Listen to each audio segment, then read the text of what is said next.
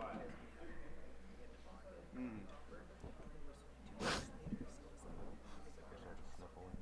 thought you were about to sneeze.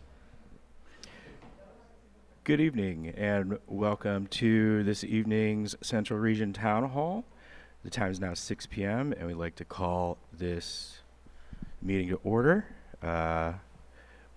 First, we're going to start off with a call to order roll call. Member Vice Chair Pratt here. Just go by. Member John Carlson here. Becky Schwinger here. Atlas Pearson here. And Priest is absent. All right, thank you. And next item on the agenda, our consent agenda. We are looking to approve the October 21st, 2024 special meeting minutes. Does anybody have an option to see them? They've been posted online. Yeah. No additions or deletions. Thank you. We're not picking up your audio. It's okay. Let me sit closer. Thank you. Sorry. I don't have any additions or deletions. Make a motion that we approve the minutes from the special meeting of October 21st, 2024. I second.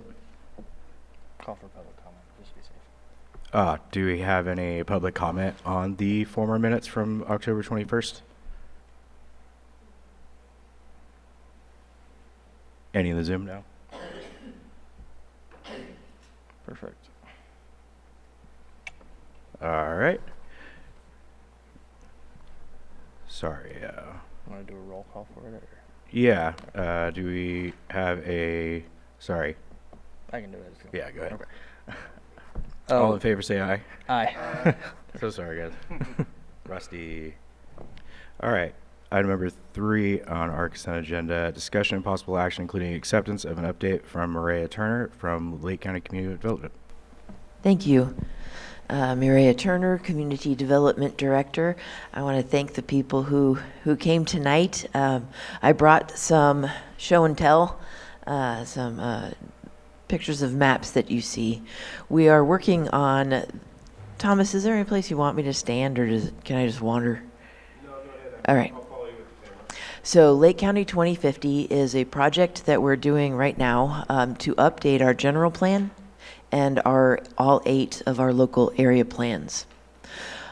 So this is the general plan and the local area plans are the community's vision for the next 10 to 20 years. The general plan covers county-wide elements such as agriculture. So we talk about the things we value about our agriculture, those things we want to protect, those things we'd like to see changed. Other county-wide items are the dealing with resource conservation, like Clear Lake, or public facilities, like county buildings, things like that. Tonight, what we're focusing on, or what I'm looking for input from you about, is specific to land use. So you'll see the maps. I had to divide shoreline communities up into sections, but the first few pages are Lucerne. And you'll see an aerial so that you can see the road map better, or the road names better. Then you'll see the next page will be green if there's a community growth boundary in that area. And then the third page on the bottom title is LUD. That's our land use designation. And that talks about the different types of land use that have been assigned for those areas from our last general plan visioning process. So tonight we have 3 or 4 different topics. They're not hard. You won't get a wrong answer because it's all about finding out what you think. And so the first one is the planning boundary area. So we have 8 planning areas in Lake County: Kelseyville, Rivieras, Cobb Mountain, Middletown, Lower Lake, shoreline communities, which includes Lucerne and goes all the way down into Clear Lake Oaks, including Double Eagle and Spring Valley.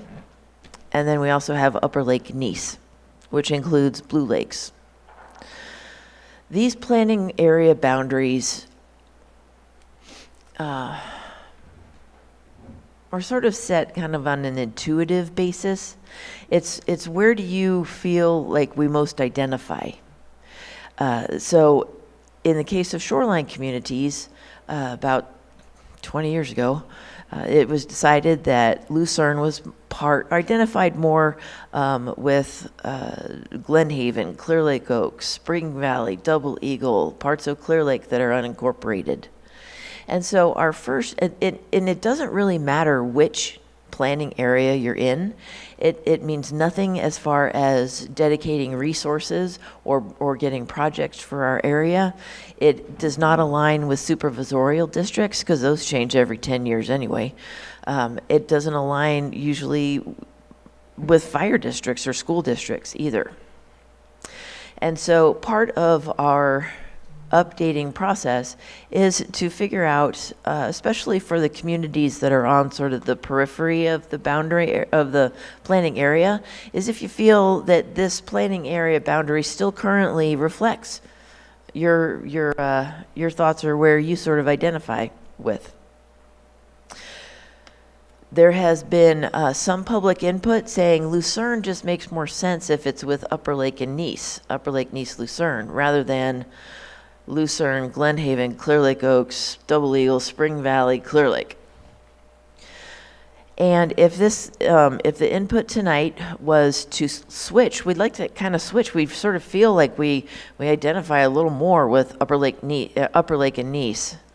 Then the changes that would happen would be to just make sure that if there are any Lucerne-specific objectives, policies, or implementations, things that we want to do, or things that you're telling the government that you want us to do in the next 20 years for Lucerne, they would just be housed in what would then become like an Upper Lake Nice Lucerne planning area, rather than being housed with all the other shoreline communities in their area plan.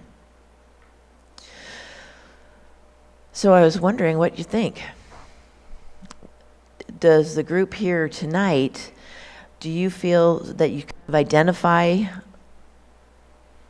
a little more with Upper Lake and Nice? Or are you satisfied with being part of all the other shoreline communities? Yeah. You could say, for me, being born and raised here, lived in Kelseyville, but for my first half, but Upper Lake my second half, and born and raised in Upper Lake my whole life. And me being there, going to school and everything, we always identified with Lucerne as well as part of the Nice and Upper Lake community. Yeah, I think that I identify mostly with the Nice and Upper Lake community as well. However, I'm just wondering what difference does it make as far as, what you're trying to accomplish? Thank you. That's a good question. So the only difference it would make is if the feedback shows that, yes, we do identify a little more closely with Upper Lake and Nice than with all the other ones, then we would just change the boundaries of the planning area. And we would change the Upper Lake Nice one to now include an end at the edge of Lucerne, rather than where it currently is, which is right in between Nice and Lucerne. There's like this small break right in there.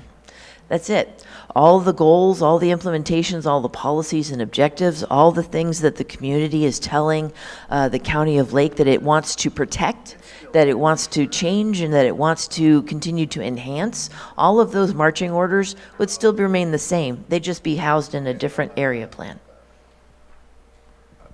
I'm just curious. So when you said if it's with Upper Lake, Nice, and Lucerne, it would end right at the Lucerne boundary? Or would part of that, how far that way would it go? Would it go like to C.R.T.H and to Paradise Cove, or would it just end right here at the, or would you leave that up to those areas?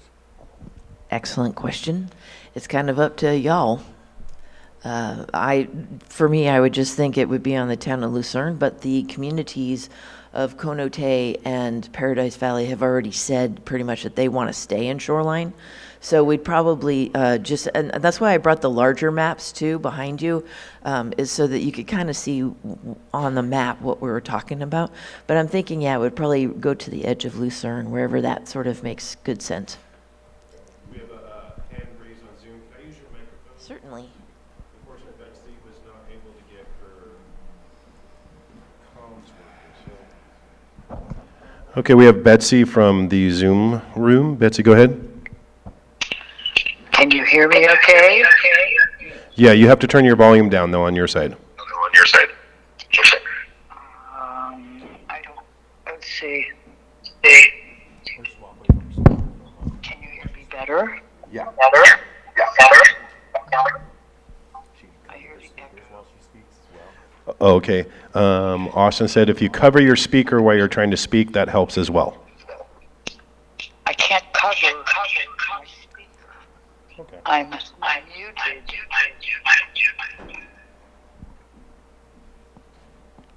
All right, well, go ahead and, Well, let's give it a shot. there you go. There are two significant reasons why Lucerne, Upper Lake, and Nice would be a better fit. One is It's the mic. What's that? the designation It's our mic. resilience centers, where the Lucerne Senior Center would be the designated community resilience center for the western side of District 3, and the Live Oak Senior Center, or the Moose Lodge, would be the community resilience center for the eastern side of District 3. That's one reason. The other reason is because the Senior Center's Area Agency on Aging planning area includes Lucerne, Upper Lake, Nice, Bachelor Valley, and Blue Lakes. And the Lucerne Senior Center's elder nutrition programs are delivered in that section of District 3. Third, if you look at the map, the community growth boundary for Lucerne is very close to Nice and Upper Lake, and the Municipal Advisory Council's jurisdictional boundary is the zip code for Lucerne, which includes Cotopaxi, and that's just the eastern end of the Lucerne zip code. So it also dovetails with the Municipal Advisory Council jurisdiction. Those are the three main reasons I would suggest. Maria, when you were originally speaking, you said there were 3 or 4 topics, and then you went right into this topic of the area plan, planning area, and the location of Lucerne and the shoreline communities area plan. So I don't know if there were other things you would like to discuss in regard to this particular subject. Thank you. Thank you, Betsy. So for anybody who didn't hear that response, Betsy was encouraging the community of Lucerne to switch over and join the planning area with Upper Lake and Nice because of its corresponding locations for community resilience centers where they're getting developed, as well as aligning with the Area Agency on Aging, which covers Nice, Lucerne together, and I forgot the other one. I think it was senior center coverage. Also that, and then she did start talking a little bit about community growth boundaries, but we're actually going to cover that next.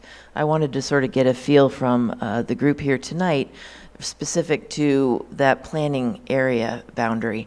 Was there anyone who had concerns about moving? Because I kind of hear some consensus forming now that we identify with Upper Lake and Nice and Lucerne together, which is something that I always did too. I live in Lakeport, but ever since I moved here, I always see the Upper Lake Nice cutoff, so I always just kind of always thought of it as Upper Lake Nice, rather than, but that's kind of just my outsider view. Yeah, Dale. Why are we, what is the purpose of having areas rather than just the whole area? Because we're all the same. Excellent question. We all have, but chopping it up. Why chop it up? Why not just have it one big area? Whoever needs something gets it, something like that. Yeah, I can understand that. So Dale's question was, why do we have these planning areas anyway? Why don't we just have one large area? And the reason why is because the local area plans is a way to sort of zoom in on assets that are specific to these communities, concerns that might be specific to these communities, and things that we want to do over the next few years. And so that's kind of a where does this community identify sort of process in dividing it up, is so that, because, you know, the things that we deal with in Upper Lake and Nice are different than what we see in Cobb Mountain. You know, a lot of them are the similar things. When we have done our countywide things, we all around the lake value our rural character, our small town feel, our small town businesses, and want our kids to be able to get to school safely. Some of those are universal. But there are others that are community specific, and that's why we've broken up into 8 different planning areas. Kind of like AVAs, you know, with wineries. Each AVA has something that's distinct about it, something that separates it from the others, and the things that it wants to highlight that may be different from another region. So it's kind of the same thing. Good questions. Yeah. Maria, I had a question. So Betsy gave 3 reasons, and of those, the second was the LAS, that'd be here, the Lucerne Senior Center, is included in the area agency aging to basically include us in Lucerne all the way up west through Blue Lakes, Upper Lake, Nice. So this would join that, but is that map including Conote and Paradise Valley as well? The area agency on aging's map? She said that it did, but again, these planning areas don't necessarily correspond to other district regions. Gotcha. Okay, so my takeaway is that it would be fine if we want to move Lucerne into what it will now be the Upper Lake Nice Lucerne planning area. That's great. The next one, the next 2 topics that we have are community growth boundaries and land use designations. So if you take a look on page 2 of your map packet, you'll see the northern part of Lucerne that kind of goes all the way up, right on the edge of Ciego. That's where it starts, and you'll see how it's green all the way down. That signifies a community growth boundary. The purpose of a community growth boundary, it is where the community says that we see our anticipated growth in this area. It's where you'll most typically see your municipal services, such as your public water, your public sewer, things like that. And that's because those sort of supporting services go where the community says it wants to grow, either for additional future housing or commercial development. Typically, you'll see your medium to higher density residential development only within community growth boundaries, because you don't want, you know, like an apartment complex or a set of condos based on septic systems or wells. So we tend to see our more dense development within community growth boundaries. Additionally, one other thing you'll see is that the community growth boundary does not go up into the paper parcels, because we do not anticipate development up there of any substantial scale, and so we wouldn't do it there. One task that's before us for our general plan update is to ask the community, do you feel that we need to make any amendments, any changes or updates to the boundaries of our community growth boundary? So you can flip through, I'll give you a minute to flip through, I think it's like 2 or 3 sets of maps that cover Lucerne area specifically. I'm sorry. And what you want to sort of ask yourself is, do we anticipate needing to expand this area from where it is now? You would want to ask yourself, are we getting impacted with requests for development? Are we seeing areas that we really know that we'd like to see maybe some high-density residential come in, or maybe some extra commercial?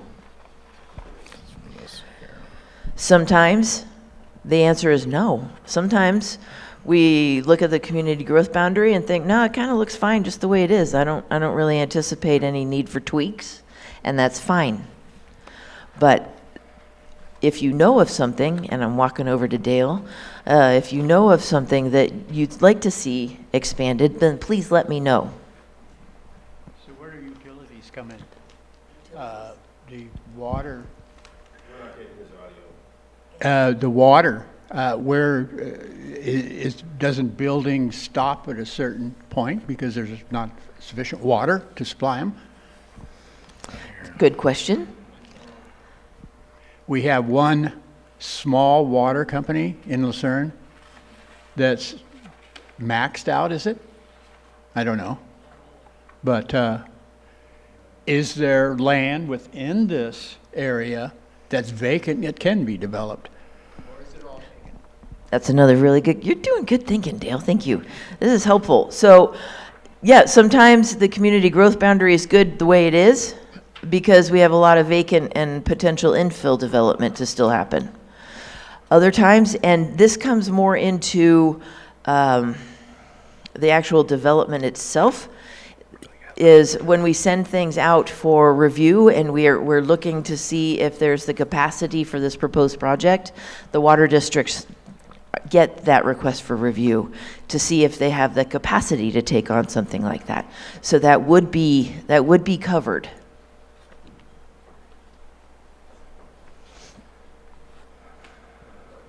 Oh, thank you. These parcels that are outside of the boundary, Yep. are some of them developed, or are they all vacant? Very few of those. You'll see all the red little red lines showing you paper, or what we call our substandard older subdivision parcels, or our paper parcels. Those are the ones that are heading up into the hill. The subdivisions were created in the 30s. And they do not meet the standards that we would need for emergency personnel getting there. There's no municipal water or sewer up there. A lot of the slopes are prohibitive for development, so 30% or higher. They also have a number of areas where the soils are erosive. So we do not anticipate development going up there. The Board of Supervisors actually created an overlay, which is a mapping sort of planning land use technique to signify that these paper parcels are not encouraged for development. Things that have to happen in order to develop in those areas are you'd have to build a road from the nearest county road to wherever it is that you're going. And that road has to meet today's standards, which isn't allowed for the way the map is laid out. So you'd have to go to all the property owners in between you and the county road to ask for some area, some land shaving off of their sides so that you could build that road so that that fire truck could get to you if you needed to. Other things are water sources and septic sources. A lot of these parcels are too small for septic. So are these just hypothetical lots, or do people actually own these? Those are actual lots that people own. In the 30s, until about 1971, I think, you could create a piece of land just by writing a property description of that piece of land and going and getting it recorded. And then you had a legal lot. We don't do it that way anymore because this is a great example of why we don't do it that way anymore. Because you could just you could essentially create a lot that is not developable. And so the state was seeing that happening, and they did the Subdivision Map Act. And so now we have to make sure that when subdivisions take place for future development, they are done so maintaining the regulations and the standards that would allow for development. So we're probably not going to, I'm really hoping you're not going to want us to do community growth boundaries within those SOS or paper subdivision parcels, because we don't want to encourage development there. Show them the current That's awesome. Thank you. Yes.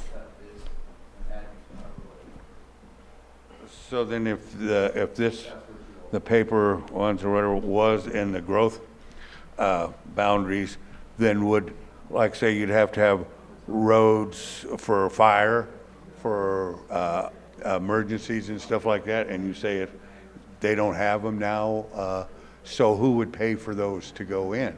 Would that be from this group, or would that be from the taxpayers, or who would pay for that? The developers usually, or what I know is usually the developers get stuck with a lot of that, so I don't know. It would not be the taxpayers. It would be whoever wanted to develop a parcel. Yeah. I'm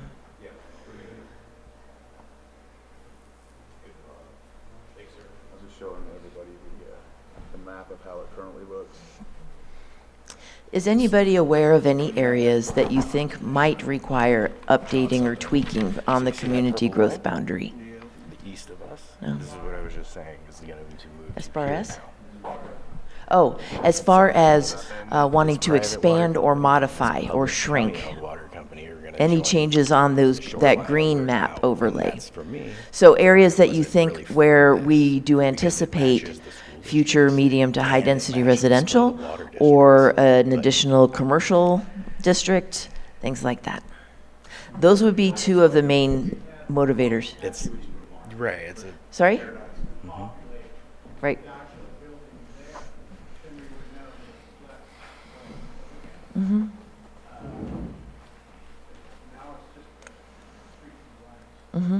Yeah, that's why I put the aerial view on the top page so that you could sort of cross-check it. And that shows there's nothing blocking you, so you can see what's there on that first page. Yeah, yay. Because I have the same questions. So it's CG. Yeah, I didn't move it, so it's, right. No, it doesn't. That's just so you can kind of see, get your bearings on which segment of Lucerne we're talking about.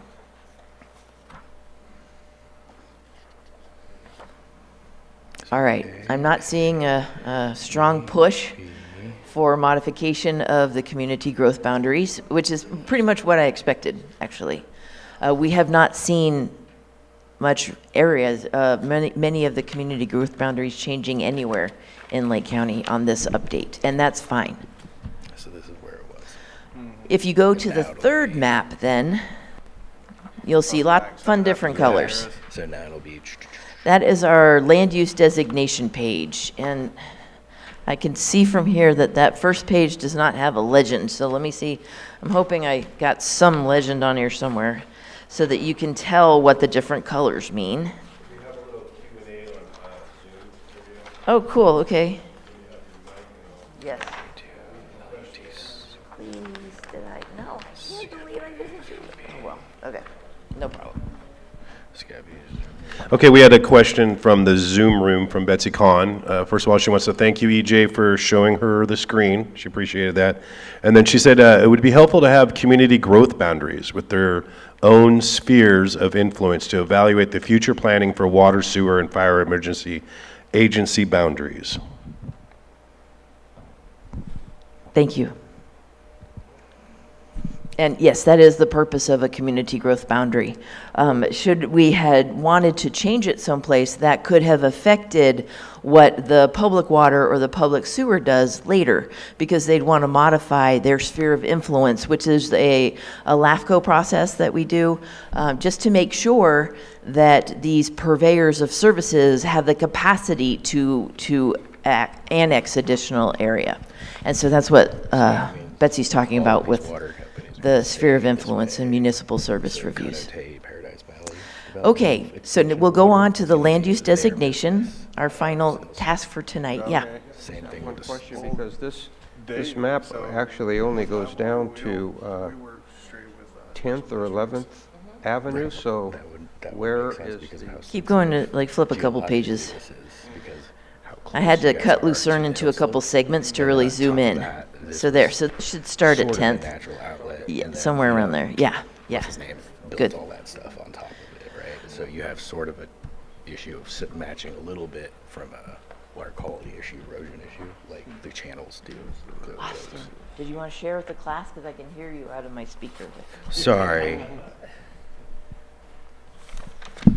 No, sorry. You sure? Yeah. 'Cause your input is totally good. You've been participating in these LAPACs Yeah. as our representative for Lucerne. So your thoughts would be most welcome.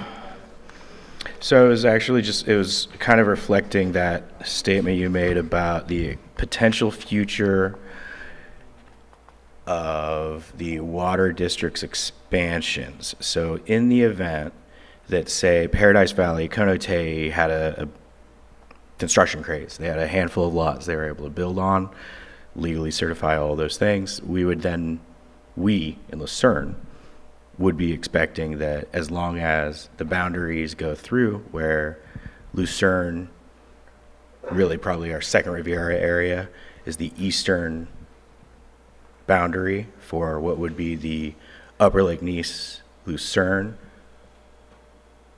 boundary area, that the LAFCO's decision to the water company for, say, a Conote Paradise Valley expansion in this hypothetical, that would effectively be split now into their business and none for really Lucerne. But if we were in the shoreline LAPAC, that is within our community growth boundary. Typically, the planning area that we're in is something that we list when we're reviewing for consistency in proposed projects. That proposed projects are consistent with that planning area's priorities and visions. So it would in no way negatively impact water supply or water district alignment. Okay. So yeah, so we'd be perfectly fine there. The processes that the water districts go through to see if they can deliver will serve letters to development they wouldn't get changed. Okay. Yeah. Good. So Betsy Kahn commented that a community growth boundary does not include the area called Rivieras. Right. Maybe you can reiterate. Is that not what these later maps are? In So the yellow? Rivieras, okay. So in your land use designation maps, you'll see multiple colors. Primarily, yellow is single-family residential or low-density residential. There's an awful lot of yellow in Lucerne. We're mostly a neighborhood community. Then the other colors, as you get into higher density residential, you'll see those, I think, in orange. Yep, orange is high density, so that's where you're going to find your apartment complexes. And medium density is also kind of orangey. And so that's where you'll find like your duplexes, your triplexes, things like that. And I think to Betsy's point, the Rivieras are part of the community growth. Like the green is the community growth boundary, right? Oh, you just have to go down the page? Yeah. Yes. Because I had to cut Lucerne into a number of different maps just to zoom in. So to Betsy, it is part of the community growth boundary. That was the first thing I checked because I lived thank down you. there. But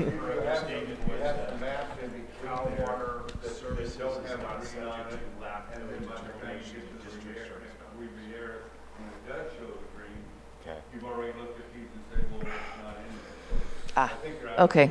Yeah, they're not in order of like. Oh, darn. I think it's 1, 2, 3, 1, 2, 3. It's like the different layers. I was trying to go from north to south, 1, or 1, 1, from west 2, to 2, east. 2. Yeah. Yeah. Turn it on. Can you hear me? Yeah, also the reason I remember too that it is because the previous MAC was based on the community growth boundary, so that's why Conote and other properties out towards Paradise Valley weren't allowed to be part of this. So that's why I know that it is part of the community growth boundary. I just pulled it up on the map too, and I know it's on your map. Oh, good. Just a few pages down. Right. And one of the other things I was going to add is talking about area plans. When I was a planning commissioner, there was a couple situations, and I'll give one example. There was a sign that they wanted to put in Clear Lake Oaks, And the community was like, no, we don't want this, but it wasn't, and it fit in the old area plan that Shoreline had. They could have, but they didn't want it. And it made sense. Their logic made sense. And the thought process for me was, well, once they update their area plan, they can put things like that in there, because the East Region Town Hall was opposed to it as well, plus the towers and all those other things. But this gives the area plan, that when you form these area plans, it gives you the opportunity to dictate and specify how you want it. That was another situation with Dollar General and Upper Lake. They had so many different mitigation measures or whatever the case may be to impose. That way, if they were going to build something, it had to fit that area plan description. They did that also in, I want to say, Riviera for the Kelseyville area, and then also in Middletown. So this is just another example of what this follows. So I hope that helps. Maria. Yeah, that's good. Thank you. Could we address Betsy's comment about the Cal Water Services is not subject? Oh, I'm sorry. So Betsy Kahn had another comment. Cal Water Services is not subject to LAFCO determinations of district/service boundaries. Thank you, Betsy. Okay, so if you take a look at the land use designation maps, what you're asking yourself, or what I'm asking you, is are there areas within these maps that you think should switch from one use to something else? For example, if you take a look at the second land use designation map, the title says LUD SCAP B, so it's Shoreline Communities Area Plan B, which shows 13th Avenue. You see how the red, which signifies commercial, goes along 13th Avenue, but also goes along 12th and 14th Avenues. What I would like to know is a question that actually started in my head during a planning commission hearing when Batsulwin noted that the area along 13th Avenue for commercial makes sense. That's where we're seeing a lot of our commercial development leading up to the castle. And it's kind of a really nice community center. However, the development that currently exists along 12th and 14th has not come along to be commercial either, or as well. It has remained residential. Now, the one thing that you got to know about land use designations is when they change the use, let's say the residences that are along 12th and 14th, they can stay there. They're what's called a legal non-conforming use, which means that their use was entitled or approved and ongoing when we just changed the designation for that property. Kind of like grandfathering in. However, you can't expand it. And so there was a person who had bought a property where the house had burnt down, and it burnt down like a few years ago, and they wanted to put a house there again. And we could not allow that because it's within this special study area and it's under commercial land use designation. And so after the legal non-conforming use expires, which is in 2 years, any future use has to comply with the current land use designation. And so it was a tough decision that we couldn't support, even though we want housing, we couldn't do it because of that specific land use designation. And so what I'd like to know from this group tonight, scam likely, I don't need that one, is how you feel about changing the 12th and 14th streets from commercial back to residential, but keep residential along 13th Avenue. Well, I live on 12th, and in the early 90s, mid 90s, we all got notice that they were going to turn 13th LeStrand into all commercial, and they were going to try to move all the commercial off of 20 onto that street because it was wider and everything like that, and if there was any objections or anything, and I don't know whatever happened with that. So if I live on 12th, which I do, my house burns down or whatever, or then I can't put another house up on it. So then I have to, since it's zoned now commercial, I have to put a commercial building on that property? Or could I rebuild my house on it? It sounds to me like I can't, because unless I put a commercial building on it. And the other thing is, well, if I want to tear it down and put something different on it, another house. Good questions. If your house burnt down, you'd have 2 years to rebuild. If you did not rebuild within the 2 years, all future development on that parcel would have to be commercial. You also could tear out your house and rebuild it so long as it was only in the same footprint. You couldn't change it because it's a legal non-conforming use. So you're exactly illustrating the point, is along 12th and along 14th has not switched to commercial. It's remained residential. Well, Which, about there's just plain, there's open lots there? What if I was to buy a lot there, then I could only put a commercial building on it? correct. Right? I know. Oh, you have. I also just had a point as it relates to possibly some of the rationale on 12th and 14th having been changed previously to commercial, is that if you take a look at, there's really one commercial development that's happened on 13th in that same time span.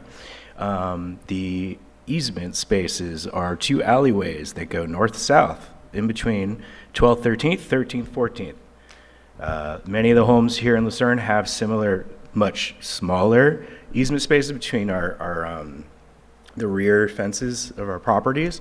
However, in the case of 12th and 14th, I have a feeling that those north-south wide, vehicle-wide dirt alleyways are probably were a significant reason why someone or even a body decided that 12th and 14th should be switched to commercial. So I agree that I do believe 12th and 14th should be switched to residential use. And just as a minor note specifically, 14th is one of the most narrow paved roads we have. At one point, it bottlenecks between like a driveway and someone's 6-foot wide oak in their easement space. So we're talking 13 feet maybe at its most narrow point on 14th. So yeah, I would agree those should be changed to residential.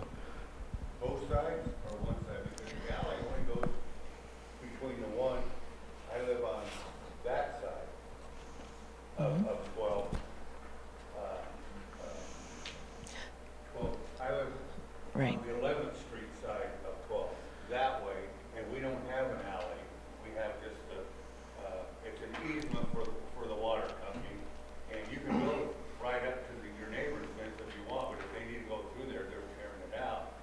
And on the other street, on the other side of the street, they have the alley, and the same way with 14th, the houses Be up switched against back over to just they go residential. towards Lestrand or something, have an alley. It's like every other street has an alley, and every other one has just a walking.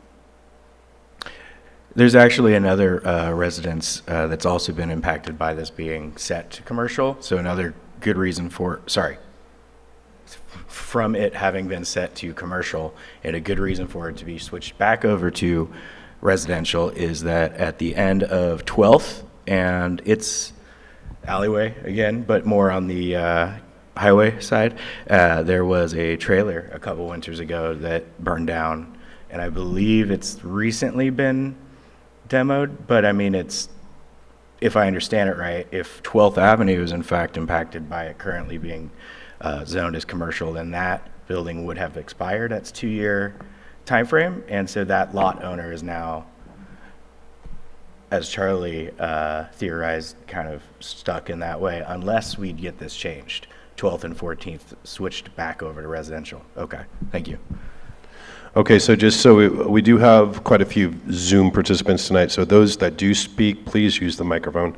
So, and then Betsy had a comment, wherever the planning area for Lucerne lands, please discuss the needs to reevaluate the former redevelopment agency special study areas, which should be called special project areas, and the LAPAC should evaluate whether those projects are still relevant or useful to the community. Any other Zoom? Yeah, we'll have one more comment if you want to address that. Oh, okay. So special study areas, there are a few in the Shoreline Communities Area Plan, and the one Betsy named, the Strand, that we're looking at right now is one of them. And the purpose of a special study area is to zoom in even closer into a community for specific design or policy development for that zoomed in area.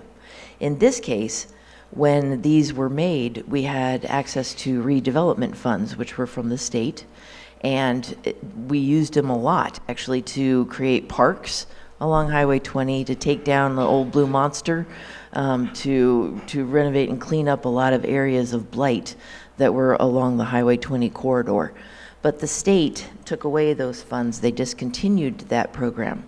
And so the funds that we sort of were expecting to use to support development of our special study areas ended. So a good question then is if, yeah, which I wasn't really going to address tonight, but I think it's fine that Betsy brought it up so we could talk about it, is if there are any other areas in these communities along Lucerne that you feel would benefit from a special study area. So that would be specific design and policy development for like a certain neighborhood, similar to the economic development potential that we had in mind when thinking about things like the Strand, those areas. I'm getting consensus as I walk over to Dale that this group is in support of amending the land use designations along 12th and 14th Street from community commercial back to residential. Is there anybody opposed to that before I move on? Hold on. Let me get Dale, and then I'm bringing the microphone over to you. Where's the commercial coming from? So Dale brings up an interesting question. Our exercise here, what government does in land use designation is show where the community wants to see the development. I can't actually go out and get somebody to do the development because otherwise I'd make a big, huge store for your Asian food mixes. But what we do is identify the areas that the community would like to see commercial.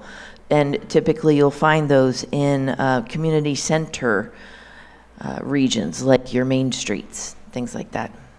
But where's it going to come from? Where's the commercial going to come from? I'm not sure I understand your question. You want to taper It's- property for certain levels of use. Commercial, residential, okay? You're getting that all set up. And now, where's the population? Where's the commercial? Where's it at? Where's it coming from? Do you mean where the stores are coming from? Where the people to operate the stores? Where the store's coming from? What products do they have? The population is not that great. It's a small population that we have. And so if you bring in commercial, what are you going to bring in? I would rather see more of a beautification first, and then a beautification, and then along with that, have meetings design where you would like to put commercial or these kinds of things. But first, let's clean it up. I mean, let's make it look nice. Because right now, I live on a street that is about as bad as your trip up the mountain, and there's blacktop under there somewhere, but I don't see it very often. And it's clean it first. I mean, spend time cleaning up and then looking at every areas, having people come together and say, okay, let's make this, and this and that. But when commercial does come along, you can always change things. They can always be changed. So. Thank you. Hold on, I was going to go right over here, then I'll come back over to you. Getting some steps in. Yeah, it's good for me. All right, so looking at how it is now on this map here, it's not all of 12th. It's only the west side of 12th, or the west side of 12th stays residential already, and it's the east side of 12th that has gone to the commercial. They've split both streets. The half that is closest to La Strand is the commercial. So when you say change 12th back, well, you're only going to change half of it back, is only, according to the map, only half of it's been changed. Exactly. Yep. Quick question. Yeah. Is it possible that that was done in an effort because these parcels are kind of small? So is it possible that, doing that back half would have allowed some commercial business to purchase 2 lots and then, does that make sense, kind of expand? Is that It would have been a potentially part possibility. of- Okay. Yeah, I'm not sure what the original intent was, other than to allow sufficient land to develop a robust commercial zone. Yeah. Go ahead. Okay, we have a question from Kathy McGuigan, it looks like. When redevelopment went away, everything stopped on 13th. Are there more commercial developers in the planning? And then Betsy will have a statement. Thanks, Kathy. And also, I wanted to say thank you, Kathy. She has done a lot of time and effort helping us out through our LAPAC meetings, which I really appreciate. So I get regular inquiries regarding the use for the castle. I'm not sure, I can't speak for the other planning staff, but we do typically get inquiries.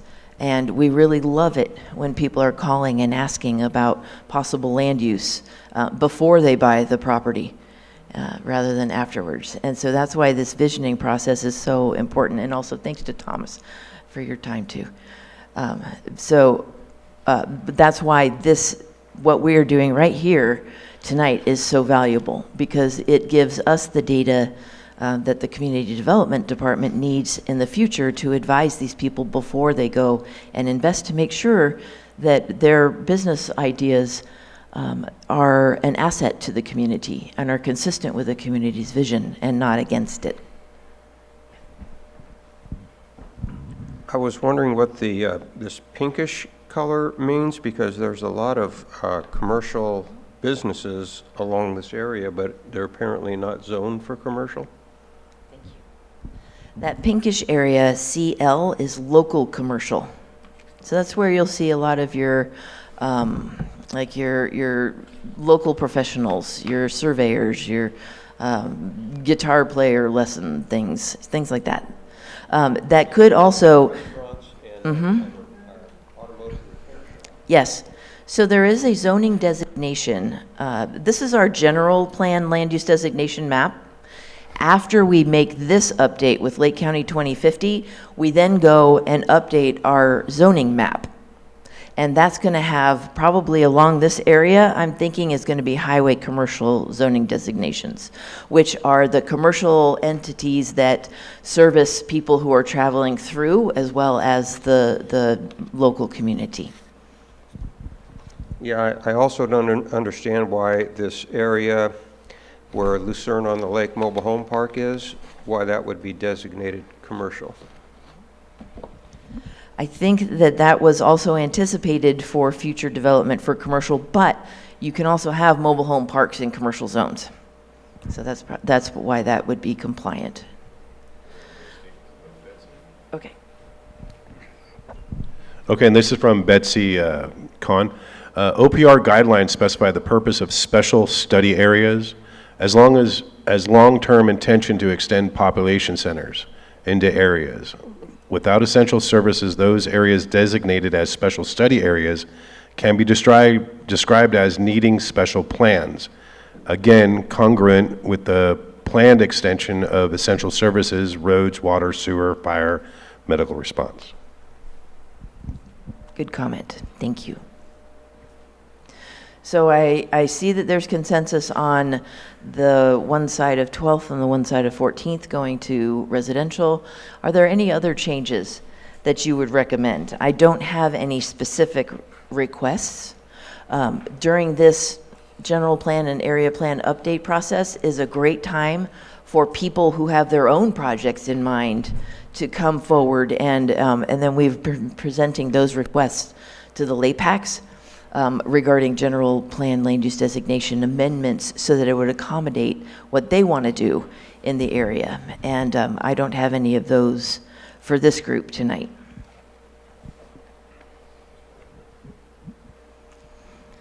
That's just about the end of my presentation. And did anybody have anything that, when thinking about the town of Lucerne, you want to make sure that we know and that we keep in mind? Either something that we really value here, something that we'd like to see changed, or something that we'd like to see increased, or something in the future. I just wanted to go back real quick to 14th and 12th Avenue.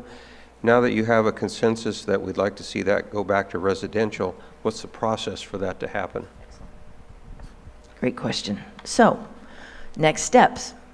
I'm taking the community input and drafting the set of recommendations for each of our planning areas that will inform the core team as we start drafting these updates to the local area plans.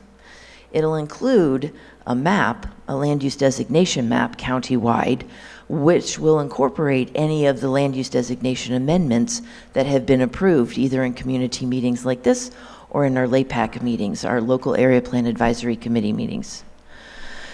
Next year, very soon, because we're almost at the end of this year, once we have those sort of more clear ideas on where we're going in our local area plans, we're going to start doing the CEQA, the environmental analysis on the effect that our project, all these changes, may have on the environment. That's going to be a full EIR, and it's going to take a solid year to do. There will be chances during that, or opportunities during that particular process, the CEQA process, for more public input. So feel free to let me know if you want me to come back and give you updates and ask more questions. I'm always happy to do that. Additionally, the drafts of the local area plans and the countywide elements should be available for public review in May, June time. That is when I'm going to gather all our LAPACers again for what we hope are community-attended meetings. And I'd like to, if it's okay with the municipal advisory councils, get on an agenda at that time, because this is where the public knows to go. And so I think that this would really be the most effective way to gather public input as we review those local area plans to see what the core team may have missed or what we got wrong. So we'll be seeking public input at that time. I think we'll also have like a combined LAPAC and GPAC. That's our General Plan Advisory Committee. They're looking at the county-wide elements, not necessarily the local area plan elements. And so we'll probably have a combined meeting of all of those people appointed by the board to go over our draft documents. Then in 2026, once the CEQA is finished and our draft documents have kind of been vetted, well vetted by the public, that's when we start going through the review process of the Agriculture Advisory Committee will likely take a look at least at the ag element. The LAPACs, or no, sorry, the Planning Commission will look at the CEQA and all of the documents in a noticed public hearing. So we really want every opportunity for public input. If you miss one time, don't worry. There's going to be more. And then it'll go finally to the Board of Supervisors for their consideration. Once the board approves it and certifies it, we then send it to the state for their review and certification. So these are going to be extremely well-vetted documents. But it's important because these are important. Our community vision, it only gets expressed in as broad a manner during this process. And so that's why, again, I really appreciate everybody giving me the time to come and find out what y'all are thinking and what y'all want to see in our communities for the next 20 years. Anybody have any other questions for me? Betsy? Nothing? Okay. Thank you all for your time tonight. I really appreciate it. Thank you.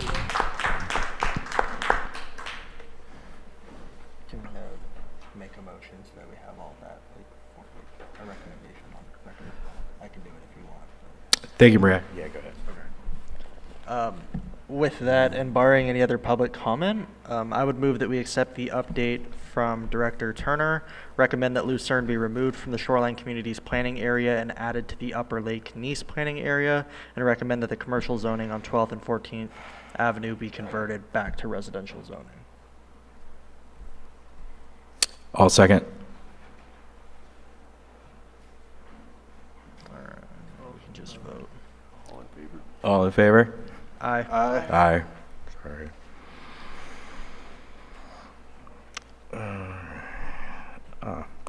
All right, now for our fourth item on the agenda, discussion of possible action including acceptance of an update regarding Lucerne Harbor dredging.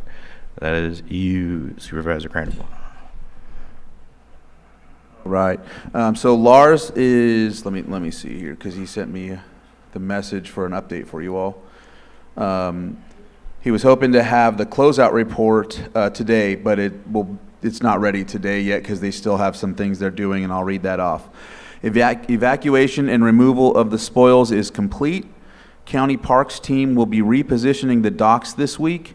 Water sampling and testing should be done within this week.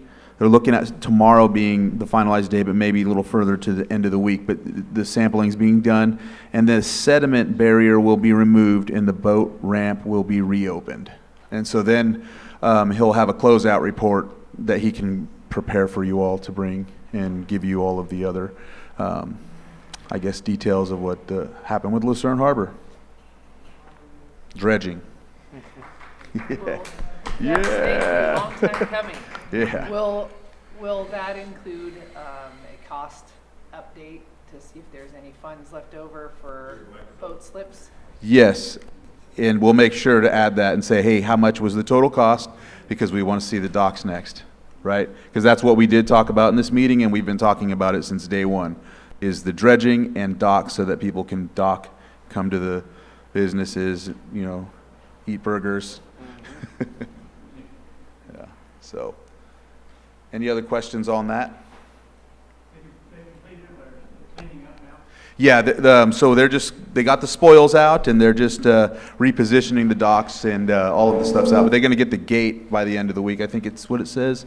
The sediment barrier is what it's called. Yeah, they're going to move that out. And what's that? How many boats will it take? It'll take the normal amount that it's been taking. It's just they can get in and out now. But then what we're going to look at when he gives the report is to get to see how many more docks we can buy with whatever was left over. That way we can give you a better number for that. Because that was one of the main goals too, was to have more tie downs and whatnot. So, yeah. All right. Thank you. Sorry. It's you. Call it vote to accept. No, we don't need it. Oh, okay. I'm sorry. We can move one to accept it. Oh, yeah. Actually, the fifth item was mine, and sorry about that, actually. Mine was just to discuss, which Ms. Turner just discussed. So the fifth item on the agenda, we don't need, and sorry, a sixth item on the agenda to discuss in possible action, including acceptance of an update from Supervisor Crandall. All right. Secondary. I had more to add. I had the Lucerne Harbor at the top because I seen that, and I asked Lars, but I knew Maria was coming, so I didn't want to, have that. So we'll look at having them next month, January. But so next, Clash Against Trash. I got the report, 21 tons.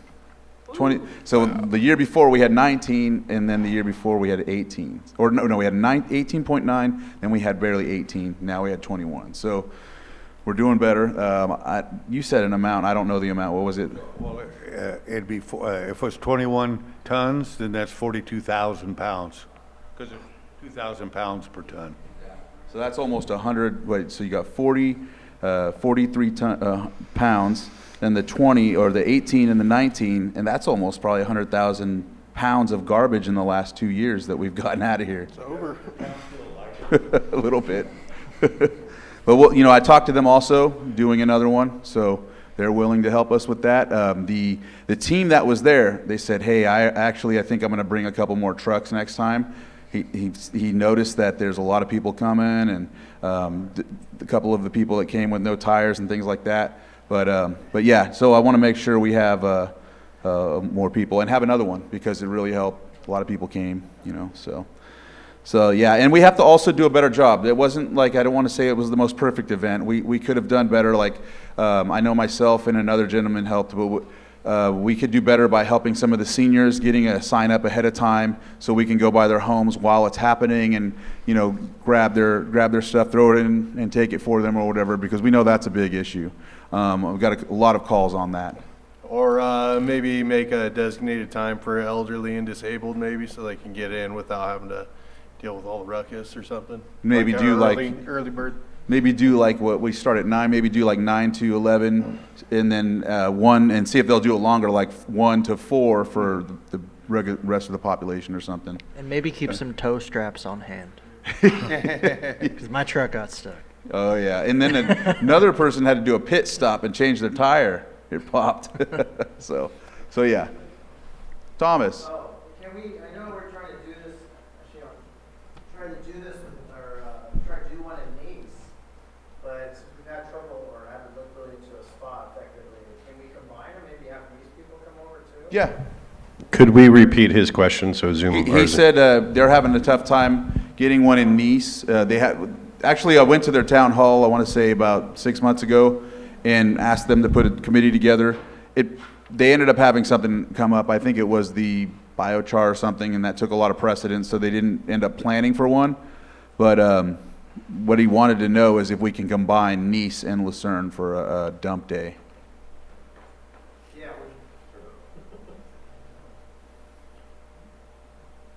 Would that be okay with you guys if we combine Nice community into the algorithm here and get them to come over as well? Yeah. I think the only consideration would be if we can ensure that we can do it longer. Because, I mean, it stayed packed the last few that I've done. But if we can get a few more hours, I think it'd be great. Yeah, that'd be great if you guys could, because we're sister. I think we're really sister. You guys talked about that earlier when I didn't get here, but we talked about that in our meeting about combining under LAPAC. Sounds like you made that approval happen. And our communities are really sister communities. There's a lot we can do together. I think in 2025 we can have a further discussion about combining some meetings maybe. I can talk to our chairman about doing that for next year, since we have a lot of the same concerns. But yeah, absolutely. Thanks. Well said, Thomas, because that is true. Nice, Lucerne, the things that I get calls about, the things that we deal with, Nice and Lucerne, it's the same. So, I mean, I was even thinking when it came to area plans, why Nice and Lucerne couldn't just be together. But, you know, there's a lot going into that, and, you know, we're already kind of farther into the whole area plans, that is. And so, so either way, we're at where we're at. Thomas, that's a great idea. We need to do it. Pile Road, they have a committee called the Ad Hoc for Pile Road because they have issues with that, which leads me into my next update. But they have issues with people dumping there, just like we have in Robinson Road, same thing. So code enforcement apparently has a grant called the Cal Recycle Grant for dumping, and it's Robinson Road and Pile Road and others around the county that are having issues. So they're looking at doing more dump days, and they're having the funding to clean it, whereas before they had to wait until they can get it was really difficult. But now that they have this grant, they're supposed to be able to do this work. They're going to come to the board to do an update on that. I'm hoping the 17th, if not in January, because I know that the town council from Worth wants to give an update and have that ad hoc present what they're doing with that too. And this is a good way for you all as well to accentuate some of the concerns you have and want at the board level, because you do tell me here, you know, but if you want to be able to accentuate that at the board level and highlight those things, then that's giving your update report, you know, sometime next year would be a good idea. Just think of the things you really want the full board to hear, and then bring that forward and show what you've done already and where you would like to go. And then, hey, by the way, you know, these roads or this situation or whatever the case may be, you know, highlight. Public Works came and said that we were first on the list. Public Works came again and then said, we're last on the list. Public Works said, now this is a place where you can, you're telling me, I'm telling them as well at the board level, but with your voices there as the actual MAC, it really helps. I think Betsy highlights that all the time, is that municipal advisory committees are, they bring the voice of the actual area too. And that's also what you were talking about with the area plans. So just giving you that insight. I know that, oh wait, there it goes. Okay, I thought it died. So that's with the Cal Recycle grant. So when that comes, we'll have to put out a notice so you all know where it's coming. If you need to come there or zoom in, that would be ideal. Copter, community-oriented police targeted restoration. Maria actually played a good role in helping with that as well. And that is so the community-oriented police copter program is where 2 code enforcement officers and 2 deputies, 1 deputy, 1 sergeant, and animal control are targeted for Lucerne and Nice for crime and for code enforcement violations. And so they are targeting these 2 towns mainly, but they still have the ability to hover other places. So if you remember, Clear Lake Oaks had just the roadmap task force, and that did really well, but they weren't allowed to stave out to any other spot. Now they're supposed to be able to just focus here. They should be in the actual, we just passed the budget in September, so they should be upgrading the it's on 7th Street, right in front of, the substation, so that way they can operate out of there. The goal that I would love to see, because I was in the military, wherever you're policing or whatever you're dealing with, you always have an actual station or an actual substation where you're at to have a unit there or something like that. And I think that's a wonderful thing to have here. I would love to see one in Clear Lake Oaks, one in, all over. Middletown has one, or whoever, right? And so that way you're not having to wait for dispatch to send them from wherever they're at all the way to the furthest spot. You could have them in a substation. So that person isn't in that building yet in Lucerne? Not yet, because they should be, they have the funding, and this is what was said at the presentation to the board for this, was that the sheriff's department had it in their budget, so we wouldn't have to use the cannabis funds to fund that. So instead we use the cannabis funds to pay for the sergeant and the deputy's wage and the code enforcement officer's wage for 3 years. So this is 3 years in the making, whereas the other ones were pilot programs that would just be for that year, and that would be it. So now, For that, a special phone number for that. as of right now, it's still the same, but you know what? I think that's something I need to bring to you, is see if we can have that, because there's also been people in Nice, like we're talking about, same issues, fireworks and all this other stuff, and they're calling regular dispatch. I did meet one of the sergeants who said he is the actual lead of the task force, and he gave me his number, and so I need to confirm with him if that's the number he wants me to give to everybody, or if that's the number he just gave me, right? So that's a great question. I'm glad you said it, because I need to get that for you all. Yeah. They've been at the substation more frequently, though. They have? Yes. So I had a question about that copter. I haven't seen much coverage, and I'm not, in Nice. Are they supposed to be out in the communities now doing? Yes. Well, I haven't seen much going on with it, but Right. Well, I don't know if I know they're training new officers and getting them in the field probably, so, but they're budgeted and ready Yes. to go. And I hope they're using the data ticket. Was it the data ticket program to actually go after sites that are needed to be abated? I know they used one. Well, for sure, because I got a call about it. Yeah. But I would hope that they'd use it more frequently, because the data ticket, if you're not familiar, it's I have a code enforcement violation. Let's say that hypothetically I have one because I'm not dumping the garbage in front of my house, I have it in their trailer. Well, they've told me numerous times, code enforcement being and they come forward and say, okay, that's it. Bam, here's your fine, $1,000, and if you don't have it removed tomorrow, I'm going to come back with another one. And that's what they can do with this program, admin fees, the data ticket. And so I know that there's been a couple that I've heard about, so that's where I'm hoping this copter can help with that, because they can just go. Have you guys seen coverage out in the community here you've seen a code enforcement officer roaming around? Yep. Yeah, actually, my dad lives in Nice, and there was a big tweaker den, whatever you want to call it, but there was a whole load, cars, messes, everything, and They're out, they're gone. What street was that on? That was on Broadway. Yeah. Well, there's certainly a lot to do. I just know that, just a commentary on the coverage from the patrol, from the law enforcement. Hopefully for next year, once Luke becomes official, Luke, right? Is it Luke? Luke Bingham. That we do more patrols, we'll see more coverage of the law enforcement in our streets instead of just going down the highways. It's much needed, and it's a good precedence to have the patrols in our neighborhoods instead of just going down 20 or standing still over at Oaks, which I've seen them waiting for a call to come in or whatever they're doing.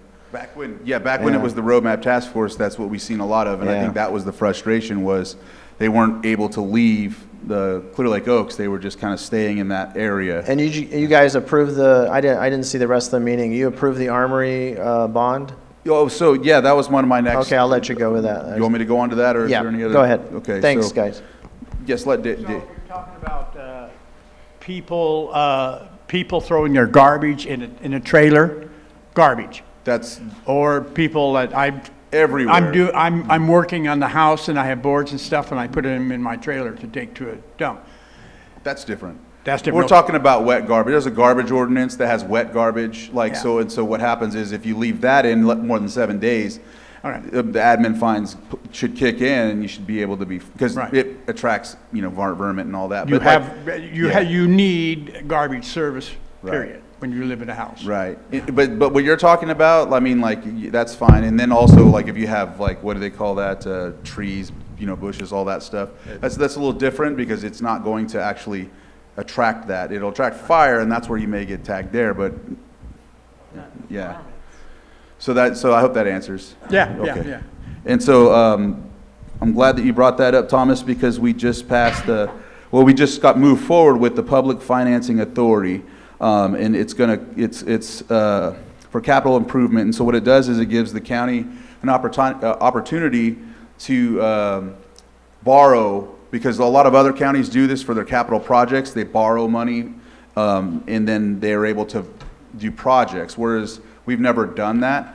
The Armory, the National Guard Armory, which is now the Sheriff's Department, is one of those projects we got from Senator McGuire, is one of the main folks who initiated that, and then Congressman Thompson gave some funding for it, so the Sheriff's Office can move from, I think it's Martin Street, over to where the jail is, frees up more area for the county to have offices and whatnot, but then it makes them whole and stationary.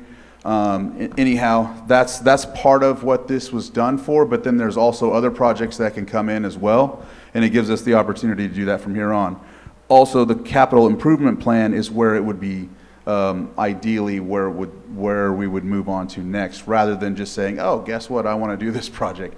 No, they're doing an actual capital improvement list. I think I talked about it last time, is having that in place so that way when we look for funding or when we get funding from someone, whether it be discretionary funds from a congressman or something like that, we're able to just say, okay, here's the plan that we have, it's ready to go, we just need the funding. So that's what this financing authority is for. Did you have a question? So what number on it?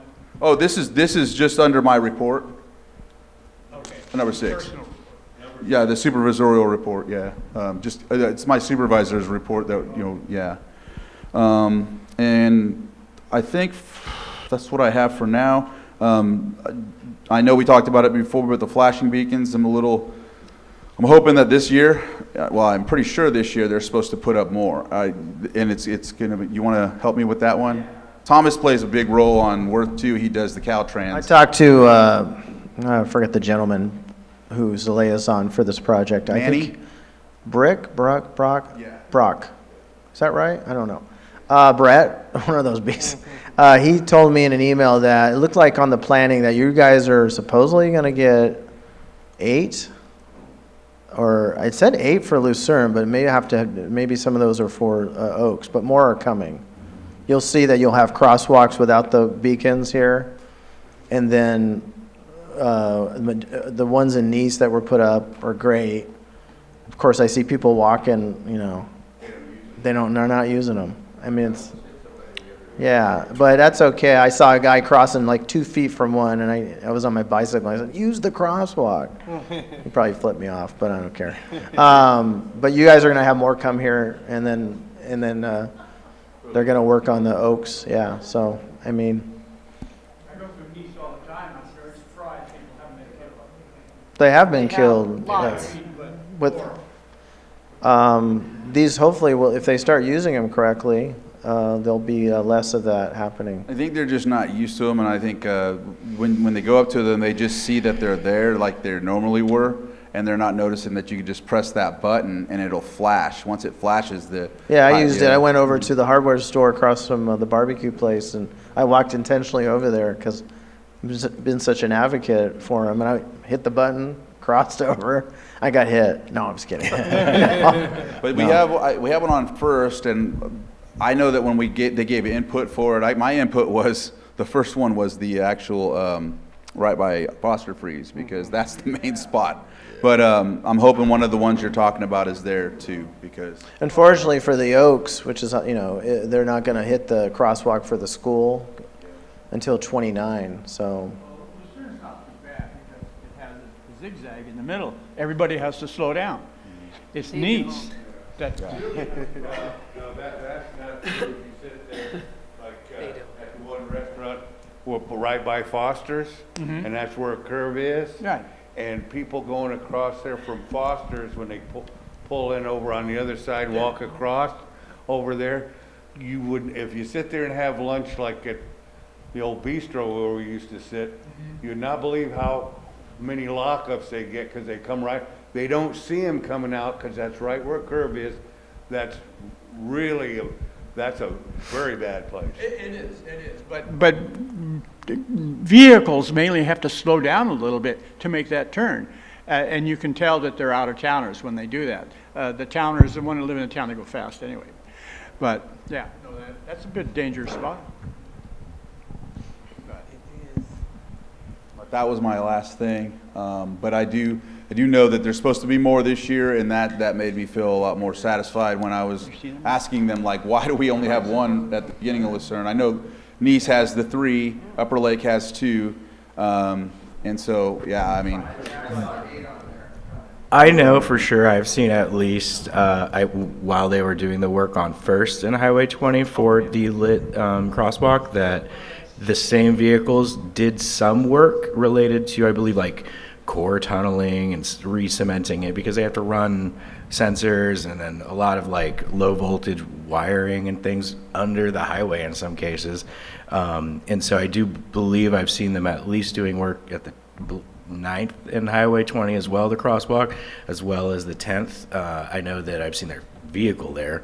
And I want to say somewhere about 15th as well, doing some of that. I think it's like a preset amount of prep work on site. And yeah, I anticipate we'll have to look forward to some public outreach, especially between Nice and Lucerne, I think for exactly that reason, that the traffic flow between those two towns towards the Oaks and vice versa towards these two towns, that combined with the actual public information, there will have to be a learning curve. And so in the meantime, as much as we can get ahead of it and let people know that if they are seeing those trucks doing that work, that is what will be oncoming. And so that at least that gets the general public kind of looking for those highway safety improvements, because I've lived in communities elsewhere in just in Sebastopol for a decade, and there are local hawk style signs there where you see, probably 80 to 95% of the population there uses them and the vehicles stop. But those behaviors, as I understand it, are both learned and kind of implied by the law. And so I hope, that's kind of been my hope, that since these hawk lights and the copter program will be happening at about the same time, that we'll be seeing a lot of those programs kind of co-interacting, I guess. So it sounds like we need to try and get Caltrans here and to Worth and to here to give some of that insight as to what will be happening and what we can do to get the word out. Yeah. I can reach out to my person I've been talking to through my emails and see if they're available next year for, which is only a few weeks. So see if they would like to, you guys can, if you want, we can invite one to Nice or to the Worth, and then maybe see if he'll reach out and he can, to EJ, and he can come to your meeting too, just to give you an update of how that's gonna work. Sure, yeah, and even if they have, I mean, like, poster quality, you know, from Caltrans, I'm sure you see the light stop kind of stuff. Remember the road design, which we've talked about before, which I'm on a PBAC meeting, Pedestrian Bicycle Advisory Committee, which that road design improvement's coming in 2030, 31. You know, as long as the funding holds up. I mean, I don't know where they're at, but that's the design that's going to narrow and create bike lanes. I do think going through this corridor, just the commentary on your corridor versus Nice, because I cycle it a lot. This corridor's, I feel, much safer going through Lucerne than going through Nice. I would generally agree with that as well, having. I know for sure Yeah. I feel safer because people do slow down through Lucerne, but they do use that center lane to pass, which I've had happen to me multiple times. That's another issue, but we've talked about that before. At Nice, however, those people are flying through there, plus those truck drivers are too. And I've asked the CHP about, are you ticketing the truck drivers? And I don't think they are. I think because don't the truck drivers pay money through their, this is my opinion, aren't they paying money through their scales or something for So that's one of the things we talked about last April. What I talked about in a meeting with them was the center lane passing, and then that exactly, noticing or what is it? They can highlight, and they have technology that highlights what do they call it, manifest of where they're going, because they're supposed to be routed around 29. And so what we discussed was the possibility of them having that actual technology there so they can stop them or deter them the other way. Or if it rings, then they can get pulled over on this highway for not going the other way, if that makes sense. That's one of the things.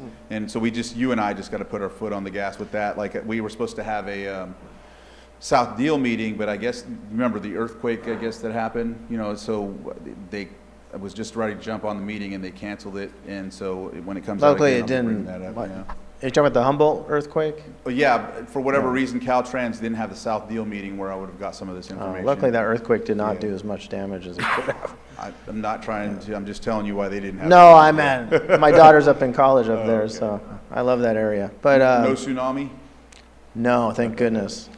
Anyway. But, and then, and then the other thing is they were talking about the middle lane. Rather than having it just be a complete middle lane, they were going to do other types of designs to where the middle has its own open space for a turn lane, but it would only go for the actual turning left or right areas, and then vice versa. The lane in the middle would keep it from having to pass. It's something they use in different towns, and I told them they'd have to come to our meetings to show us what that looks like. Yeah, I was over Sacramento area over the holidays there, and the reason, because of our situation here, figuring out what to do to slow them down or stop it. And I forget where it was at, but it's open, the turn lane, but right at each street, then they have like a curb that's just short out there to where you couldn't stay in that lane. You could only be in there if you're gonna turn. It looks simple to me and pretty inexpensive, but I'm sure they know all about it. Somebody put it in. Yeah, that's what they're Ukiah's talking done about. something similar Yeah. That's done. in a lot of places. And I've noticed on North State Street, I don't know how often you guys are in Ukiah, but I work over there. And, people used to fly up and down North State Street, and it's significantly harder to do so now. Because Those they've- islands in the middle, right? Yeah, and then even down by Safeway, they've got the ones in the middle of the lane. So yeah, you physically can't get into the turning lane unless you're gonna turn. Yeah. You can't get out of it. Yeah. Once you say you're going to Safeway, you're going to Safeway. That's really all I have. If there's any other questions, I'll be around for a minute. All right, thank you. Let's see. Yeah, oh, 7. Yeah, that's probably one of those things that aren't on the agenda. Okay, so our last item on the agenda, number 7, we have public comments. Citizen has up to 3 minutes to provide input on any item not appearing on the agenda. These items can often be further discussed on a future agenda if the CERT Council agrees to add it for a future item. Do we have any public comment? I actually have 2. Okay. Where are the street sweepers? And anybody here know Laureldale Drive? Second Riviera? It's a mess. Laureldale Drive has its own left turn lane. No other street in Lucerne has that. It directs cars to Rosemont uses it, La Helena, Montemar Plaza, several streets use that one street. From the 20 to Hendricks, the first block, there's a gully there. Cement. It's full of gravel. And there's rocks all over the place. Dust all over the place. You don't just wash your outside of your car. You open up the hood and wash the engine, which I've never had to do before. It's a total mess. It used to be cleaned up every year after the rains. And it only takes one day to do it. But it's doing great damage to the road, the rocks. It's damage to the cars. And it's unsanitary. Is that the one with no stop sign either way? Yeah. It's right away is assumed the main road. Yeah, but there's no stop sign anywhere, right? Okay, yeah. No stoplights. Yeah, because I've had people, because I'm off of Panoramic, so sometimes You're off we go. of Panoramic, okay. Yeah, go to so sometimes, and my grandma's over, in the first Riv, so I take that back hill and I come through, and I mean, there've been a lot of times where I've almost gotten nicked because people there's no stop sign either way, so nobody, Yields. some people would assume who has the right of way, but some people don't do 25 that. mile per hour zone, so it's, Yeah. I've never seen any accidents or anything. Yeah. It's just the street is a mess. The above ground storm drain was not put in correctly. They worked on it, and I talked to an old gentleman there that knew about it. They got to a certain point and they stopped and threw up their hands. Gravel is coming from further upstream, downstream, and every year it fills up with stuff, rocks, and then the water can go everywhere. It's not being channeled. And another building was flooded halfway down the river.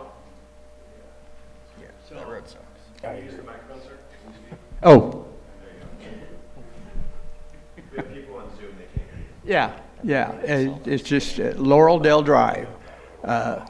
We used to have street sweepers. They'd clean it up every year, and you didn't get a bunch of dust, and it was nice. And now in the last 2 years, probably more, they're not cleaning it up. And this last 2 years, we're starting the second year now. It's a mess. A bus comes through there, and there's a cloud of dust being pulled by it. Cars go through there fast, and there's dust. There's dust everywhere. Even gets in your car in the garage.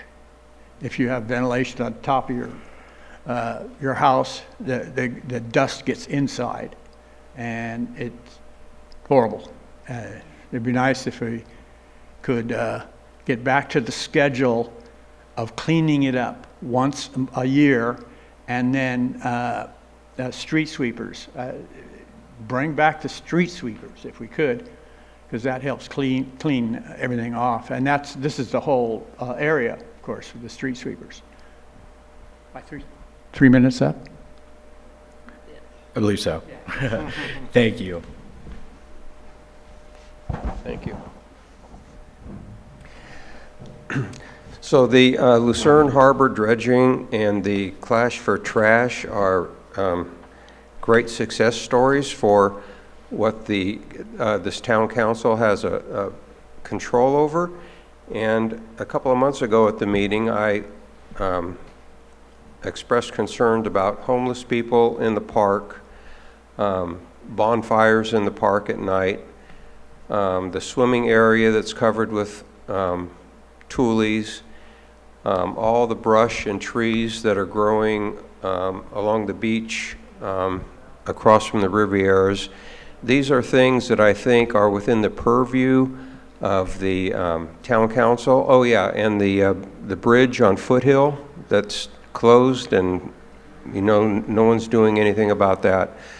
So I mentioned these things a couple of months ago, and I see that they're not on the agenda, and I'm wondering what it takes to put these types of things on the agenda that the town council actually has some control over possibly getting done.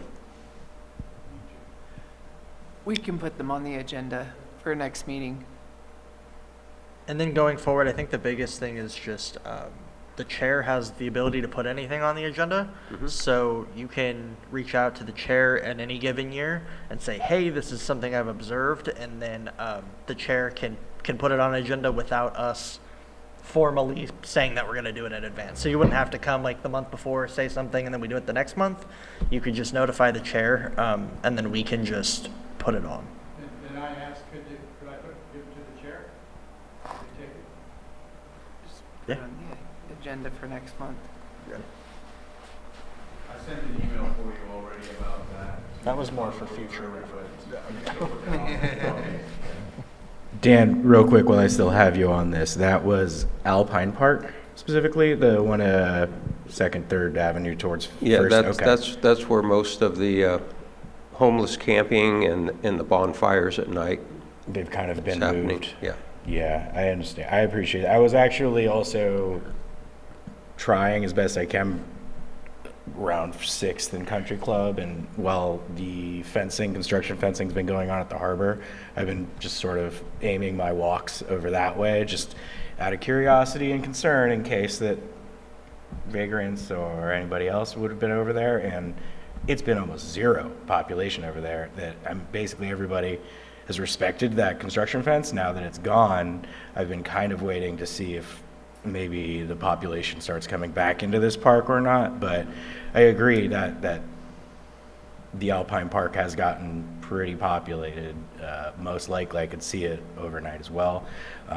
Yeah, as also on the Country Club Foothill Bridge Road specific, I'm trying to think the actual name of it, but we have had the county's new public, oh goodness, sorry. Yeah. Thank you. Who's new to Public Works, right? And he's basically in charge of roads. He came, I think, within his first month of being hired, and that was specifically one of the things we brought up, not to mention Lucerne's roads conditions, which would have included Second Riviera as well. He actually told us that, if I remember right, after that meeting, he would personally check into that bridge and the hierarchy of the roads being planned to be repaved, and he would get back to us. And that was only, I think, in September or August meeting, and we did have 1 or 2 meetings since then skipped. So we may have not had the opening for him or thought to ask him back, but it would behoove us, especially now as the rain season's almost middle of the rainy season. And yeah, we would like to see those things on the agenda to at least get further validation or confirmation as to what's going on, what the plan is, when it is. But yeah, as far as the actual bridge of Country Club Harbor goes, I have a sense that because that is it's not just repaving, there's something structurally that would have to be changing there, that may take a different plan stage than just getting it paved along with the rest of the roads in Lucerne. So it could end up being that issue makes Lucerne roads, the rest of them, something worth additional funding resources for a project, but we would like to invite him back as soon as we can for that. Yeah, Okay, somebody good. was out there I don't know if it was in October, but inspecting the bridge. So Okay. somebody, this Yeah, I've is seen. recently, somebody's out looking at the bridge. That's So- good that And I they're know eyes on that it. Supervisor Crandall went up and down the streets here to try and pitch our, getting our roads paved first, or at least higher up in the order.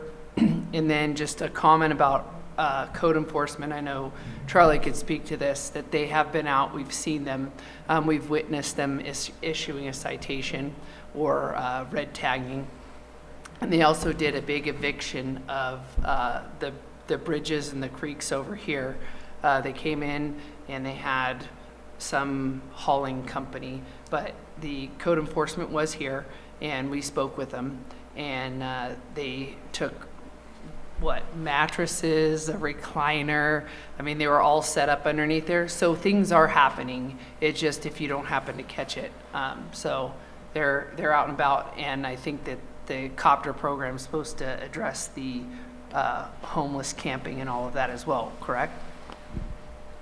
Yes, yes, so that's where that will come in, but I do like the fact that you want to put it on so you can keep on it, because that's one of the things that we've always noticed. If things fall off, then, you know, we don't know if it's happening or not, but we'll have it as a record on PEG TV, and then in our minutes. But then I wanted to also, because I'm glad you mentioned that. I did drive around with the Public Works Department, the roads captain, and showed him, you know, like, this is why we wanted to be first.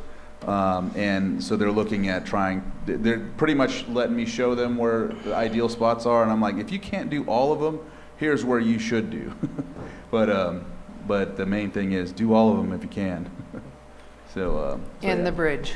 And the bridge. Before I forget also, sorry, Dale, actually on your specific issue in regards to Laurel Dell and really both First and Second Rivieras, right, the road, I remember that road specifically. I think the last time I rode on a bicycle was just a few months ago, and it is really bad. And do you think I'll try to take a note of that, specifically that, the name of that road to the agenda item, if and when we have Public Works back?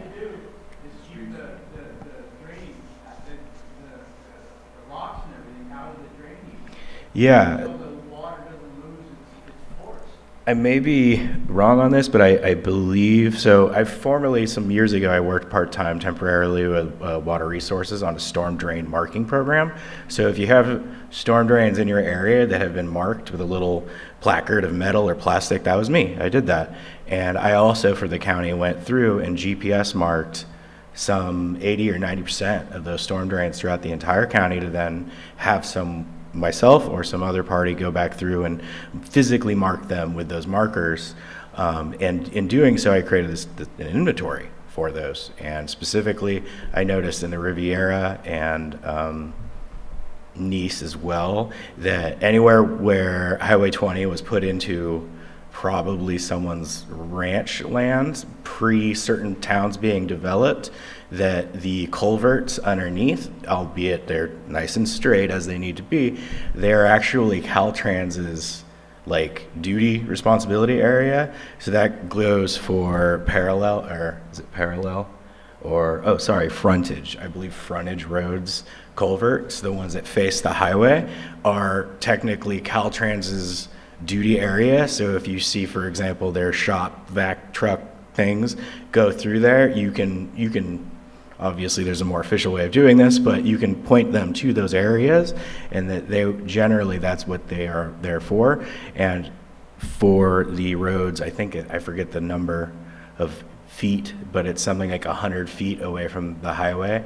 Those become back into the county's duty, but we do, as the county roads department and water resource department are under the same department, and we have a new another department head in charge of that who has a hydrology background, that the public roads crew actually has a matching shop vac truck that should also be doing that maintenance on those storm drains as well, semi-regularly or entirely regularly, I'm not sure, but that would be something specifically as it relates to not just quality of life for your vehicle in your neighborhood, but also the water quality impact into the lake. Because unfortunately, and this is just something, I've been here in Lucerne since about 1992, and growing up, I had friends from grade school in the Second Riviera in the, I just forgot the name of the street. Yeah, Panoramic. We used to hike up Panoramic for fun, as kids. But we were always amazed at the drainage system up and along Panoramic, and then as you watch it flow down Panoramic, but then as you make it 1 or 2 blocks just a little bit west, and you see now Laurel Dell, that something happened in the planning of those roads such that those drains weren't necessarily. Yeah, that's I think I was thinking of. I remember tracing certain storm drains and noticing that the channelization of some of these were very almost craftsman-like. There's another similar creek that's channelized like that in Nice as well, where I believe a number of homes have like little creek front, like little views, and it's just theirs. But I mean, it's on their parcel, their property map, not the creek itself, right? So the county is kind of in this flux place, as I understand it, as it relates to trying to go and orient itself to every one of these inputs being the drainage of our mountains into the lake, and therefore inputting the water quality. But particularly when it comes to your road, Laurel Dell, and it's almost complete destruction. Sorry, it's basically almost a dirt road again, and I've seen those potholes, and all of that is awful. But the other reframing that we will be able to do as we bring this item back up is that we know it's impacting the water quality. Yes. All the leaves being rubbed out. Yeah. Thank you. And the gravel. I don't know where it comes from. It comes from further upstream. Yep. But That panoramic drainage has eroded a lot of the Oh, I can believe that. Yeah, because it's like the hole like in front of my fences. I have a really good announcement. Can we do announcements during this time? Yes, public comments. Okay, Yeah. but before we get to that, just a couple comments. I'll be within the 3 minutes. On the road situation, they recently put Durapatch down on the Nice cutoff, which it was horrible. So if that's an indication of what they're going to do in the future, we don't want any of that. So I was going to actually email the department and tell them, I did talk to the engineer briefly who handled that, but I don't think she made the final decision. And I said, do not do that on the rest of the Nice cutoff because it's going to ruin it. And they didn't do it. I don't know if they're planning to do it or not, but whoever made that decision, hopefully it wasn't our district or Glenn, it's horrible. We get more traffic on the Nice cutoff, and that does not deserve a Durapatch. Durapatches are meant for very little traffic. So anyway, my commentary is that was a terrible decision, and we need to look into that because we don't want any more of that quality. Secondary to the, really quickly, just in Nice, you were talking about water flow and everything. Right now in Nice, and EJ's helping on this, I got a neighbor across the street on Floyd. About, I don't know how many years ago when they made that area, but underneath his front of his house, his grass, the culvert he has a sinkhole. That's developed because the culvert coming from the top of Floyd downward to the lower end of Floyd, the water's flowing so heavy because whoever decided to cross, they made a drain at the top of Floyd and crossed over. Yep. And that flow has now deteriorated outside the culvert pipe and into the dirt, and it's causing a huge sinkhole. And the road department came over, he talked to Glenn Marsh, and then the road person that came over from our district looked at it and said, oh, we can't do anything about it. Well, we don't want to hear things like that. So EJ's hopefully working on that, with hopefully the thing with the sinkhole at my friend's house. Because that's affecting the whole road. It's just amazing. It's just, anyway, what I wanted to, this is more positive news. Get the Vision of Hope Village, which is our non-for-profit. Hopefully you know about it. You've seen it on Facebook. They're becoming people are more aware of what we do. It's my wife and her partners and many volunteers. We're at the Nice Events Center. We work with young adults. They work with young adults training and doing job skill work for neurological disability as well as autism. This Saturday at 8:30 a.m., we're doing our second annual Santa Claus breakfast and pancake breakfast.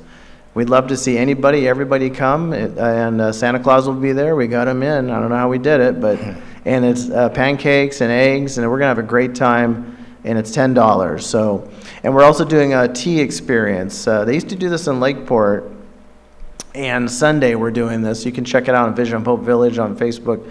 For $30, it's raise money for it, and we're gonna have English tea and some other things with it. So it's gonna be a lot of fun. And there's a craft fair each day. There'll be booths inside and so forth. So a lot of stuff going on. This is the Nice Event Center, their home base, and it's getting bigger. They recently received the Buckingham Women's Club. I didn't even know they had one. They're gonna give them a donation. Recently, the Wine Association has donated to them as well, which is a huge thing. The Wine Association rewards organizations in our community, and they've gotten larger grants coming in and have come in, and they're getting real recognized. We love to spread the word and love to see you guys. Sunday, it's early, Saturday morning, 8:30, but again, it'll be a lot of fun, and we had a lot of fun last year. We did it at Kelseyville. This year, it's the home base at the Nice Event Center, so thank you so much. Awesome. Thank you, Thomas. And do we have any public comments in Zoom? Do you have And- anything, Charlie? Do you have anything? Update Senior Center? No.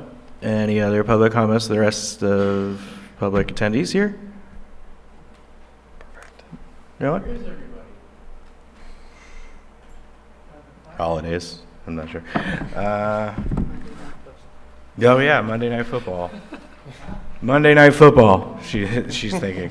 All right, and I have no announcements. So anybody else have any announcements? Nope. Okay, and for that, can I get a motion Not to? needed. Oh. You can just end it. Oh, okay. Well, this Town Hall is adjourned. Thank you for coming.